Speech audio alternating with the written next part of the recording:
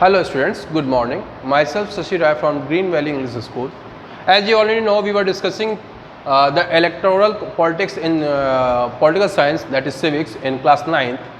Today we are going to start a new topic, that is what is our system of election. हमारा system of election क्या है? Can we say that Indian elections are democratic? Do you think Indian elections are democratic? Really? Tell me in comment section the answer. To answer this question, let us take a look how elections are held in India. हमारे यहाँ election कैसे held या conduct किया जाता है उसको हम लोग को देखना पड़ेगा, समझना पड़ेगा. Okay. Lok Sabha and Vidhan Sabha, that is assembly election that helds at the state level. जैसे उत्तर प्रदेश की विधानसभा उसको कहते हैं लेजिस्लेटिव असेंबली. वहाँ के लिए अलग इलेक्शन प्रोसेस है और लोकसभा का अलग इलेक्शन प्रोसेस है. समहाउ कुछ सिमिलरिटीज भी हैं उसके अंदर. Let us C.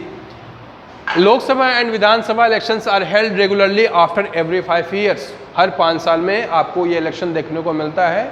Either it is of Lok Sabha और state legislative assembly, that is Vidhan Sabha. After 5 years the term of all elected representatives come to an end. हर 5 साल बाद जो भी चुने हुए लोग होते हैं, जो भी आपके रिप्रेजेंटेटिव होते हैं, उनको अपनी सीट छोड़नी पड़ती है, उनको री इलेक्ट होकर आना पड़ता है. This is the democratic process of our political system. The Lok Sabha और विधानसभा स्टैंड्स डिजॉल्व. डिजॉल्व का मतलब क्या होता है? उसको रद्द कर दिया जाता है, उसको खत्म कर दिया जाता है हर 5 साल पे. एवरी 5 years में हमारी जो लोकसभा है और जो विधानसभा स्टेट में है उसको हर 5 साल पे डिजॉल्व कर दिया जाता है. Elections are held in all constituencies at the same time, either on the same day और within a few days. और इलेक्शन हेल्ड किया जाता है हर एक कॉन्स्टिट्यूएंसी में. मैंने ऑलरेडी आप लोगों को बता दिया है कि कॉन्स्टिट्यूएंसी क्या होती है. Those who know it please comment in the comment section. So हर एक कॉन्स्टिट्यूएंसी में इलेक्शन हेल्ड किया जाता है और ये जरूरी नहीं है कि सब एक ही दिन हेल्ड किया जाए. वो अलग अलग डेट पे भी हेल्ड किया जा सकता है. इसीलिए फेजेज होते हैं. They are like the recent the last Lok Sabha election, it was held in 7 phases, means 5 to 7. 7 स्तर में 7 बार में उनको हेल्ड किया गया था. सो दैट जो पैरामिलिट्री ट्रूप्स वगैरह हैं, जो सिक्योरिटी वाले हैं, जो हमारी ईवीएम मशीन्स हैं, उनको एक प्लेस से दूसरे प्लेस पर ले जाके फिर वहाँ कराया जाए. क्योंकि पूरे देश भर के लिए एक साथ इकट्ठा करना भी कोई अच्छा काम नहीं है. उससे लॉस ऑफ रेवेन्यू होता है, लॉस ऑफ फंड होता है. सो उसी दिन या कुछ और आगे वाले अगले दिनों में उस सारे कॉन्स्टिट्यूएंसी में इसको हेल्ड किया जाता है. This is called a general election. इसको एक जनरल इलेक्शन कहा जाता है, सामान्य चुनाव. Sometimes election is held for only one constituency to fill the vacancy caused by death or resignation of a member. जैसे कभी कभी आपने सुना है कि यहाँ पे बाय इलेक्शन रखे गए हैं. दैट मीन्स अगर किसी कॉन्स्टिट्यूएंसी का कोई इलेक्टेड रिप्रेजेंटेटिव है, अगर उसकी बाय फॉल्ट कहीं डेथ हो गई, कोई एक्सीडेंट हो गया या उसने रिजाइन दे दिया, इन दैट सिचुएशन जरूरी नहीं कि अगले 5 साल बाद ही वहाँ इलेक्शन होगा. वहाँ पे तुरंत इलेक्शन कमीशन डिसाइड करेगा कि हमें फिर से इलेक्शन कराना पड़ेगा और उसको बाय इलेक्शन का नाम दिया जाता है. So that particular seat can be filled. But इसकी जो वैलिडिटी होगी जो in between, let us assume कि कोई 5 साल के लिए चुना गया, 2 साल बाद ही किसी रिप्रेजेंटेटिव की डेथ हो गई या उसने रिजाइन कर दिया, इन दैट सिचुएशन जो नेक्स्ट पर्सन चूज किया जाएगा वो अगले 5 साल के लिए नहीं बल्कि अगले 3 साल के लिए चूज किया जाएगा. जो नेक्स्ट जनरल इलेक्शन होगा वो ओवरऑल पूरे इंडिया में होता है. ऐसा नहीं किसी कॉन्स्टिट्यूएंसी में आप 2 साल बाद ज्वाइन किए तो आपको 5 साल फिर मिलेगा. No, again you have to participate in the next general election.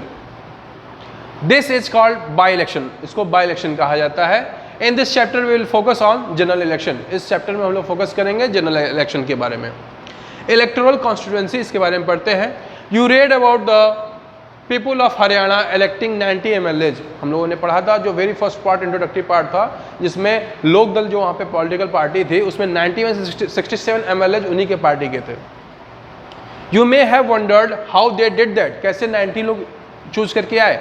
Did every person in Haryana vote for all the 90 MLAs? क्या जितने भी लोग हरियाणा के लोग हैं वो सभी 90 MLA के लिए वोट किए? No. You perhaps know that this is not the case. और ऐसा नहीं हुआ. In our country we follow an area based system of representation, means our whole country is divided into different representative area. हर एक लगभग 10 से 20 लाख आबादी पे, 10 to 20 lakh population पे हमने एरिया डिवाइड कर दिया है. जो 10 से 20 लाख लोग रहते हैं जिस पर्टिकुलर एरिया में, उसको हमने एक टर्म दिया गया है, दैट इज कॉन्स्टिट्यूएंसी। उसको हम कॉन्स्टिट्यूएंसी कहते हैं, निर्वाचन क्षेत्र, elective area, election area. The country is divided into different areas for the purposes of election. पूरे देश को डिफरेंट एरियाज में बांट दिया गया है, पूरा डिवीजन हो चुका है कि ये कॉन्स्टिट्यूएंसी बनी हुई है, ठीक। Right now Lok Sabha have how many constituency, do you know? How many representatives are there in Lok Sabha elected? Please comment in the box. Whosoever know it, first of all pause it the video and then comment, and after that resume the video.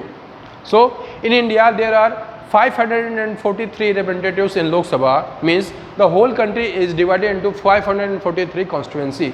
These people are elected representatives, and 2 other members are Anglo-Indian community. Those people belong to Anglo-Indian community. So what I want to say is these 543 representatives belongs to 543 constituency. Very good.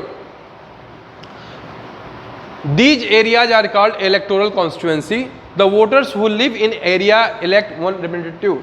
उस area में जो लोग रहते हैं, those people who reside in that particular area, they are called voters, और वो अपने एक representative को choose करते हैं. Now, let's see the next. For Lok Sabha election, the country is divided into 543 constituency. इसी के बारे में अभी बोल रहा था आप उससे, ये पूरे देश को 543 constituency में बांट दिया गया है. The whole country has been divided into 543 constituency, पूरे north to south, east to west. The representative elected from each constituency is called a member of parliament or MP. और जो भी इन रिप्रेजेंटेटिव होते हैं जो इन कॉन्स्टिट्यूएंसी से choose किए जाते हैं, इलेक्ट किए जाते हैं, उनको मेंबर ऑफ पार्लियामेंट कहते हैं, और एमपी सांसद, उनको संसद कहते हैं, क्योंकि ये संसद में जाते हैं, that's why they are called sansad. One of the features of a democratic election is that every vote should have equal value. और सबसे इंपॉर्टेंट फीचर हमारे यहाँ डेमोक्रेटिक इलेक्शन का वो ये है कि जो अमीर हो, गरीब हो, छोटा हो, बड़ा हो, कुछ भी हो, किसी भी बैकग्राउंड का वो पर्सन हो, उसके एक वोट की वैल्यू एक ही होगी. दैट मीन्स अगर कोई देश में बहुत अमीर आदमी है तो ऐसा नहीं कि उसके एक वोट की वैल्यू 10 होगी, और कोई बहुत गरीब है तो उसके एक वोट की वैल्यू मे बी 0.5 हो जाए, ऐसा नहीं है. सबके वोट की वैल्यू एक ही है. That is known as universal adult franchise and one vote one value. सभी को मिला हुआ है.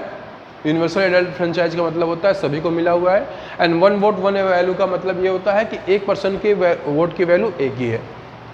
Now one of the features of democracy election that every vote should be have equal value. That is why our constitution requires that each constituency should have a रफली equal population living within. इसीलिए हमारे देश में जो constituency को divide किया है उसको ऐसे डिवाइड किया गया है कि लगभग एक समान लोग हों. हर एक कॉन्स्टिट्यूंसी में लगभग 10 से 20 लाख लोग ही रहें. ऐसा ना हो कि कोई कॉन्स्टिट्यूंसी इतनी बड़ी हो जाए जहाँ बहुत ज़्यादा लोग हो रहे हों, और कोई कॉन्स्टिट्यूंसी इतनी हो जिसमें 10 ही लोग रह रहे हों, वो भी एक कॉन्स्टिट्यूंसी बना दिया जाए. सो कॉन्स्टिट्यूंसी बनाने का जो तरीका है, जो पैरामीटर है on which the constituency is made, it is totally made on the basis of population. वो पॉपुलेशन के बेसिस पे होता है. Similarly, each state is divided into a specific number of assembly constituency. इसी तरह जो स्टेट गवर्नमेंट का जो इलेक्शन होता है, स्टेट असेंबली का, जो विधानसभा इसको कहते हैं, उसमें भी पूरे स्टेट को डिफरेंट कॉन्स्टिट्यूंसी में डिवाइड कर दिया गया है. In this case, the elected representative is called the member of legislative assembly और MLA. और जो इनके लिए इलेक्टेड रिप्रेजेंटेटिव होते हैं, जो इनको चूज करते हैं हम आप, उनको क्या कहा जाता है, उनका नाम दिया गया है मेंबर ऑफ लेजिस्लेटिव असेंबली और MLA. हिंदी में इनको विधायक कहते हैं, ठीक, क्योंकि ये विधानसभा के सदस्य होते हैं. Each parliamentary constituency has within it several assembly constituency. The same principle applies for panchayat and municipal election. जैसा यूनियन लेवल पे आप देख रहे हैं, ठीक उसी तरह स्टेट पे, और इसी तरह से म्यूनसिपल इलेक्शन और पंचायत जो लोकल गवर्नमेंट होती हैं, जो आपके डिस्ट्रिक्ट लेवल पे होती हैं, वहाँ पे भी ये चीज़ें अप्लाई होती हैं. ईच विलेज और town is divided into several ward. हर एक विलेज को एक विलेज पंचायत कह देते हैं. इसी तरह हर एक टाउन को डिवाइड कर दिया जाता है सेवरल वार्ड्स में. बहुत से वार्ड होते हैं. Right now you people are living in whatever the area, there should be some name of that particular ward. It belongs to some ward. That are like constituency, और ये constituency की तरह work करते हैं। Each ward elects one member of the village or the urban local body, और हर एक ward, हर एक क्षेत्र से, एक कॉन्स्टिट्यूंसी से एक एक हमारे इलेक्टेड मेंबर्स होते हैं। हम अपना रिप्रेजेंटेटिव चूज करते हैं जो लोकल गवर्नमेंट पे होती है। जैसे right now we are living in Varanasi, हम इस खुशहाल नगर में बैठे हुए हैं। यहाँ पे भी एक वार्ड बनेगा, यहाँ पे भी एक आपके पार्षद, जिनको हिंदी में कहते हैं, जो आपके वार्ड के रिप्रेजेंटेटिव होते हैं, इनको वार्ड रिप्रेजेंटेटिव्स कहते हैं। और ये लोग जाके कहाँ बैठते हैं? नगर निगम में। ठीक, ये नगर निगम में बैठते हैं और जो भी हमारे वार्ड की समस्याएं होती हैं, whether it is related to road, electricity और whatever, sewage, whatever situation is there, sanitation, उस सब के लिए जाके वहाँ अपनी बात बताते हैं और उसके लिए कुछ ना कुछ एक्शन लिया जाता है। Sometimes these constituencies are counted as seats for each constituency representing one seat in the assembly. When we say that Lok Dal won 60 seats in Haryana, it means that candidates of Lok Dal won in 60 assembly constituency.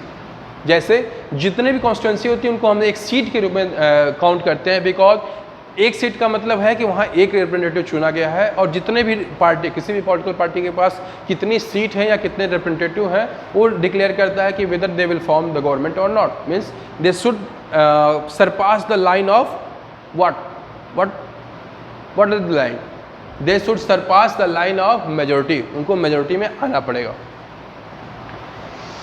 In the state and दस लोक दल had 60 MLAs in the state assembly, और उनके पास 60 MLA थे state assembly की। Now look at this picture,